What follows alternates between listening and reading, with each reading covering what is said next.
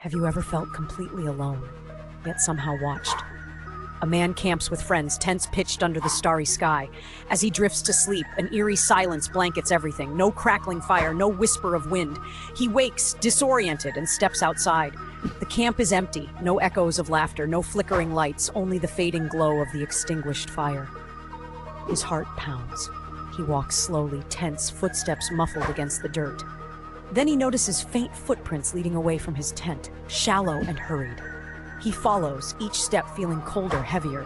Suddenly, a whisper brushes his ear, soft, familiar, yet wrong. In the darkness, he realizes he's not alone. The footprints lead to a few steps, then vanish. An ominous silence again. Was he ever truly alone? Or has something been watching him all along? Under the moon's pale gaze, Mark stumbled through the whispering woods, a canopy of ominous shadows looming overhead. The air crackled with tension, a chilling breeze carrying the scent of damp earth and distant wood smoke. Branches crunched underfoot, his every step swallowed by the oppressive silence. Then he saw it, his friends, swaying gently from the trees, bound and gagged, their eyes wide with terror.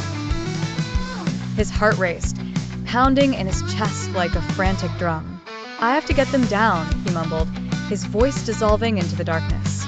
As he fumbled with trembling fingers to untie the first knot, a rustle in the underbrush halted him. He turned, eyes straining to penetrate the gloom. Emerging from the shadows, the villagers stood silent, their eyes reflecting the moonlight like feral creatures. They were clad in tattered clothing, their faces obscured by masks of woven twigs, painted in whites and reds. The leader, a gnarled man with eyes as cold as the grave, stepped forward. Mark raised his hands, backing away slowly, trying to convey his apology with gestures. "Please," he pleaded, pointing desperately to his friends hanging precariously. "Let them go. We'll leave. Just let us go." The villagers began to chant, a low rhythmic murmur that grew, swelling into an ominous drone. Mark's heart thundered. The words were foreign, yet the intent was clear, a warning, an ancient protection of sacred ground. He realized with dawning horror that this was no ordinary place. Tales he dismissed as local superstition echoed in his mind. Stories of the Whispering Woods, a realm where trespassers faced grim fates. Desperate, Mark gestured again, his voice rising above the chant. "We're sorry. We didn't mean to trespass." The leader paused, meeting his eyes, a brief silence stretching interminably. Then, with a decisive nod, he gestured. Mark watched as two villagers approached his friends, cutting them free from their arboreal prison. Relief flooded Mark.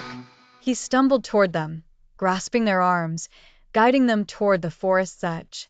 Behind them, the villagers watched, unmoving sentinels at the heart of their forbidden domain.